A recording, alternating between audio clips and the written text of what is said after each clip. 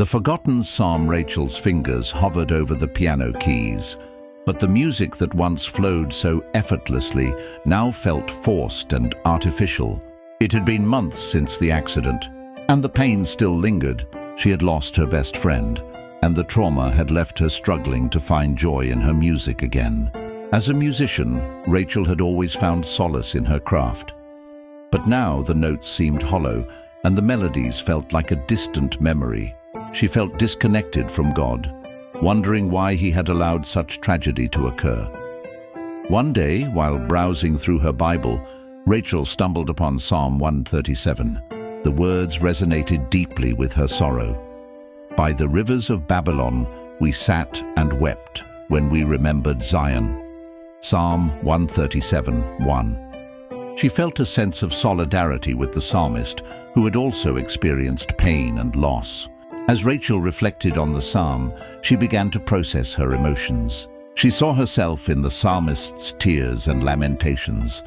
The words became a balm to her soul, allowing her to confront her pain and sorrow. Inspired by the psalm, Rachel started to compose music again. The notes flowed from her fingers, expressing the emotions she had been unable to verbalize. The music was raw and honest, reflecting the depth of her pain. As she played, Rachel felt a sense of healing wash over her. The music became a form of prayer, allowing her to communicate with God in a way that words alone couldn't. She poured her heart out, and the music became a reflection of her journey toward healing. With each passing day, Rachel's music became more vibrant, more alive. She began to see that her pain could be transformed into something beautiful, something that could bring hope to others. The forgotten psalm had become a catalyst for her healing, reminding her that God was present in her pain.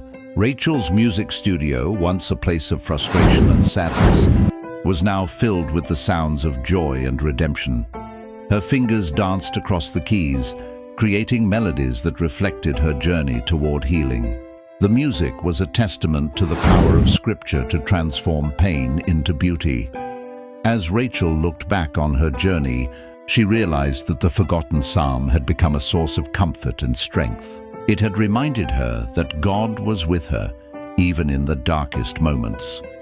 And through her music, she could share that message with others, inspiring them to find hope in their own struggles.